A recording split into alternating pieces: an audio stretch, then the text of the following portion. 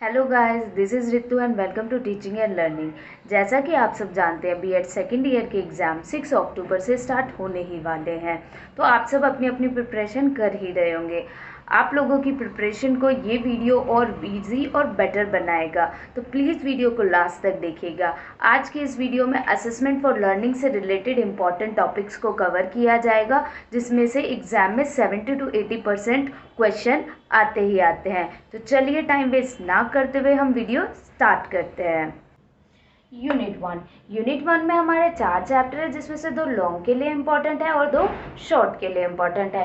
पहला चैप्टर हमारा है मेजरमेंट एंड इवैल्यूएशन, जिसमें से 2 लॉन्ग क्वेश्चन बनते हैं और 1 शॉर्ट क्वेश्चन बनता है। तो लॉन्ग क्वेश्चन कुछ इस तरीके से बनते हैं कि मेजरमेंट क्या है, मीनिंग, डेफिनेशन एंड उसके टाइप्स क्या है, इंपॉर्टेंट एलिमेंट्स क्या है एंड उसके वेरिएबल्स क्या है। सेम एज इवैल्यूएशन के लिए भी क्वेश्चन बनता है कि इवैल्यूएशन की मीनिंग, डेफिनेशन क्या है, उसके टाइप्स क्या है, इंपॉर्टेंट एलिमेंट्स क्या है। और शॉर्ट क्वेश्चन कुछ इस तरीके से बनता है कि मेजरमेंट एंड इवैल्यूएशन में क्या डिफरेंस होता है। तो इस चैप्टर से 2 लॉन्ग और 1 शॉर्ट रेडी हो जाते हैं।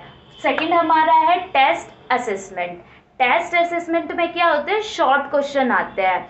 ये शॉर्ट क्वेश्चन के लिए इंपॉर्टेंट चैप्टर है। इसमें शॉर्ट क्वेश्चन पर शॉर्ट नोट लिखने के लिए आता है, जैसे ओपन बुक्स एग्जामिनेशन क्या है, सीजीपीए क्या है, जीए क्या है, चॉइस बेस्ड क्रेडिट सिस्टम क्या है। इन सब पर शॉर्ट नोट लिखने के लिए आता है, जो कि 4 नंबर का होगा न्यू पैटर्न के अकॉर्डिंग।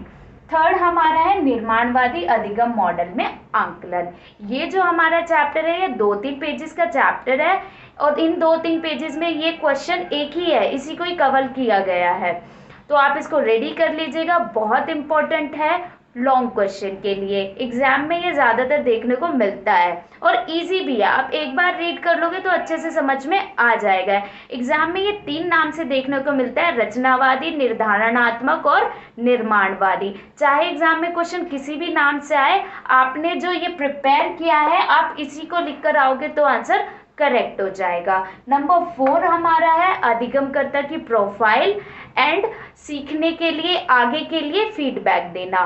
तो इसमें 2 क्वेश्चन शॉर्ट इंपॉर्टेंट बनते हैं, एक फीडबैक और दूसरा प्रोफाइल ऑफ लर्नर। फीडबैक के अकॉर्डिंग एक क्वेश्चन बन जाता है और एक क्वेश्चन प्रोफाइल ऑफ लर्नर के अकॉर्डिंग बन जाता है। फीडबैक के लिए क्वेश्चन कुछ इस तरीके से बनता है कि फीडबैक क्या है, किस टाइम देना चाहिए, कितने टाइप्स का होता है, पॉजिटिव एंड नेगेटिव फीडबैक क्या होता है। प्रोफाइल ऑफ लर्नर के लिए कुछ इस तरीके से क्वेश्चन बनता है कि प्रोफाइल की लर्नर की प्रोफाइल कैसे बनाई जाती है, टीचर के लिए वो कैसे इंपॉर्टेंट होती है और उसके अकॉर्डिंग टीचर बच्चे के अंदर किस तरीके से एबिलिटीज़ को डेवलप कर सकता है। तो ये फर्स्ट यूनिट बहुत इंपॉर्टेंट है, प्लीज़ आप इसे प्रिपेयर कीजिएगा अच्छे से। यूनिट 2 में 2 चैप्टर हैं, एक लॉन्ग के लिए इंपॉर्टेंट है और एक शॉर्ट के लिए इंपॉर्टेंट है। तो यूनिट 2 का फर्स्ट चैप्टर है क्वांटिटेटिव एंड क्वालिटेटिव टूल, जो कि शॉर्ट के लिए इंपॉर्टेंट है। इसमें से शॉर्ट क्वेश्चन कुछ इस तरीके से फ्रेम होते हैं कि टूल्स क्या होते हैं और टूल्स कितने टाइप के होते हैं, या गुणात्मक और मात्रात्मक टूल्स में क्या अंतर होता है, या फिर मात्रात्मक टूल कितने प्रकार के होते हैं, गुणात्मक टूल कितने प्रकार के होते हैं। तो इस तरीके से इसमें से शॉर्ट क्वेश्चन फ्रेम होता है। नेक्स्ट चैप्टर हमारा कंस्ट्रक्टिविज्म ऑफ अचीवमेंट टेस्ट। तो एक टेस्ट का आपको यहाँ कंस्ट्रक्ट करना है और जो आपके सब्जेक्ट से रिलेटेड होना चाहिए। तो इसमें आपको विद ब्लूप्रिंट अपने सब्जेक्ट से रिलेटेड एक टेस्ट पेपर मेक करना होता है। ये एग्जाम में क्वेश्चन आता ही आता है। मेरी एडवाइस है कि आप रट लीजिएगा, क्योंकि ये एग्जाम में आएगा ही आएगा, हर साल देखने को मिलता है। तो इस तरीके से हमारी सेकेंड यूनिट प्रिपेयर हो जाती है। थर्ड यूनिट में हमारा जो पहला चैप्टर है वो है स्टैंडर्डाइजेशन ऑफ अचीवमेंट टेस्ट। इस चैप्टर से एक लॉन्ग क्वेश्चन और शॉर्ट क्वेश्चन भी बन जाता है। जैसे लॉन्ग क्वेश्चन इस तरीके से बनता है कि स्टैंडर्डाइज टेस्ट क्या होते हैं, उनकी कसौटियाँ क्या होती हैं, उनके स्टेप्स क्या होते हैं। और इस चैप्टर में एक और टॉपिक इंपॉर्टेंट है कि टीचर मेड टेस्ट क्या होता है। तो ये जो चैप्टर है वो लॉन्ग के लिए इंपॉर्टेंट है, प्लीज़ आप इसे लॉन्ग के अकॉर्डिंग प्रिपेयर कर लीजिएगा। सो नेक्स्ट चैप्टर हमारा है थर्ड यूनिट में validity, reliability, objectivity and norms of achievement test. ये वाला जो हमारा चैप्टर है वो इस वाले चैप्टर से इंटर रिलेटेड है। ये दोनों चैप्टर एक दूसरे से इंटर रिलेटेड है। अगर आपने 7 चैप्टर अच्छे से प्रिपेयर कर लिया तो 8 चैप्टर ऑटोमेटिकली प्रिपेयर हो जाएगा, क्योंकि एक टेस्ट स्टैंडर्डाइज तभी बनता है जब वो वैलिड हो, रिलायबल हो, ऑब्जेक्टिव हो और नॉर्म्स के अकॉर्डिंग हो।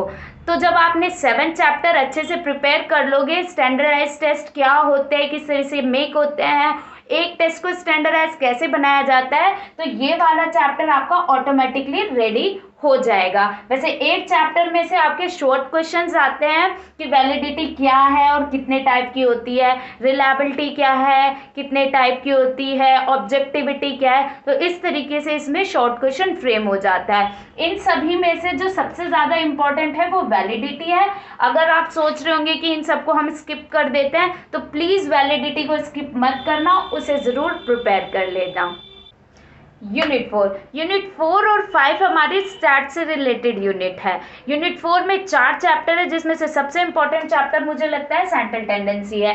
वो लॉन्ग और शॉर्ट दोनों के लिए ही इंपॉर्टेंट है। लॉन्ग में क्वेश्चन कुछ इस तरीके से फ्रेम होते हैं कि सेंट्रल टेंडेंसी क्या है विद एग्जाम्पल बताइए, मीन मीडियम मोड क्या है और प्रदत्त क्या है, डाटा क्या है, डाटा के टाइप्स बताइए। तो जब डाटा वाला क्वेश्चन आ जाता है तो बच्चे कंफ्यूज हो जाते हैं कि हमें क्या राइट करना है। बट प्लीज़ आप कंफ्यूज मत होइएगा, आपको उसमें सेंट्रल टेंडेंसी वाला ही आंसर लिखना है, उसको एक्सप्लेन करना है, देन मीन मीडियम मोड को विद एग्जाम्पल और विद रूल्स आपको एक्सप्लेन करना है। इसके अलावा इस यूनिट में जो थर्ड चैप्टर है ग्राफिकल वाला, वो शॉर्ट के लिए इंपॉर्टेंट है, कभी कभी उसमें से एक शॉर्ट क्वेश्चन आ जाता है। इसके अलावा तो जो 2 चैप्टर हमारे बचते हैं आप उसको भी लाइटली में रीड कर लीजिएगा।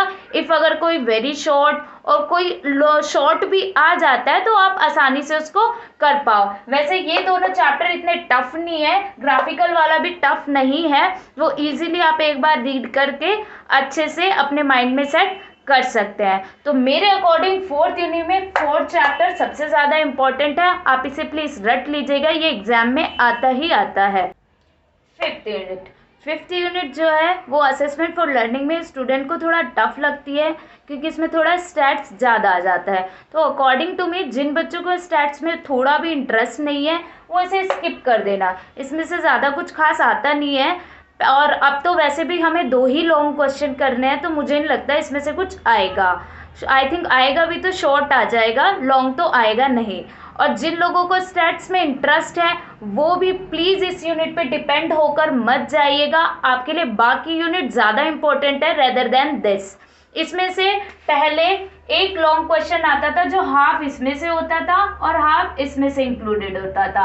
हाफ में ये पूछा जाता था विचलन मान क्या है, उसके रूल्स क्या है, विद एग्जाम्पल समझाइए। और हाफ क्वेश्चन होता था शतांश मान क्या है और एक न्यूमेरिकल पार्ट आपको दे दिया जाता था सॉल्व करने के लिए। तो 6 नंबर का ये आता था और 6 नंबर का ये मिला के एक लॉन्ग क्वेश्चन बनता था। तो मुझे नहीं लगता इस बार आएगा, क्योंकि इस बार हमें सिर्फ 2 ही लॉन्ग क्वेश्चन करने हैं। तो आएगा भी तो आई थिंक शॉर्ट आ सकता है। शॉर्ट कुछ इस तरीके से इस वाले क्वेश्चन से बन जाता है कि स्टैंडर्ड डाइवर्जन और नॉर्मल डाइवर्जन क्या होता है, इनमें डिफरेंस बताइए। तो एक शॉर्ट इस हिसाब से बन सकता है और एक शॉर्ट आई थिंक इससे बन जाएगा कि सहसंबंध गुणांक क्या होता है, पॉजिटिव और नेगेटिव सहसंबंध गुणांक क्या होता है। मेरे अकॉर्डिंग प्लीज़ जिन लोगों को स्टैट में इंटरेस्ट है और जिनको नहीं है, दोनों को ही इस वीडियो में अपना ज़्यादा टाइम कंज्यूम करने की ज़रूरत नहीं है। अगर आप लोगों को लग रहा है कि ज़्यादा कंफ्यूजिंग हो रहा है, टाइम कंज्यूम हो रहा है, तो आप स्किप कर सकते हैं। आप यूनिट 1 to 4 अच्छे से प्रिपेयर कर लीजिए। अगर आपने वो अच्छे से प्रिपेयर कर ली तो आप 70 to 80% एग्ज़ाम उसी से क्रैक कर सकते हैं, आपको कुछ और ज़्यादा पढ़ने की ज़रूरत नहीं है। तो होप आप लोगों को यूनिट 1 से लेके 5 तक असेसमेंट फॉर लर्निंग में क्या पढ़ना है, क्या नहीं पढ़ना है, किस टॉपिक को कितना टाइम देना है, समझ में आया होगा और वीडियो अच्छी लगी होगी। सो प्लीज़ गाइज वीडियो को लाइक, शेयर एंड सब्सक्राइब कीजिए। आपका मेरे लिए अगर कोई सजेशन है तो प्लीज़ मुझे कमेंट करके बताइएगा। नेक्स्ट वीडियो हमारी सैटरडे को नॉलेज लैंग्वेज करिकुलम के इम्पॉर्टेंट टॉपिक से रिलेटेड आएगी। आज के लिए बस इतना ही। Bye guys and thank you for watching this video.